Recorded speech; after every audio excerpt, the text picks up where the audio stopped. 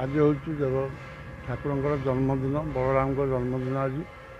जन्मदिन उत्सव पालन होत्सव ठाकुर सुना बेश होती बर्तमान मंगलार्पण चलती पौराणिक तत्व तो आज गम्हापूर्णिमा बलभद्र जन्म हो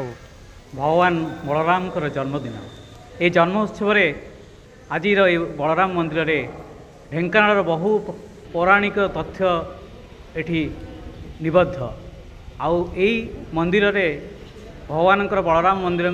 मंदिर रे भगवान बलभद्र को आज रक्षाबंधन रे पूजा पूजा अर्चना करा जाए आ मु सुदूर भुवनेश्वर आसी मोर भगवान बलभद्र से डोरी टाणिला बोली मु भगवान पाखक किछि पुष्प नहीं एठी दौड़ी आसिली आउ भगवान को दर्शन भी मिलला आउ एठी समस्ते ढेंकानाल प्रत्येक बस्ती बासिंदा समस्त बासिंदा समस्त को भगवान ये जो आशीर्वाद मिले से आशीर्वाद ढेंकानाल सब उन्नति उन्नति चलता है।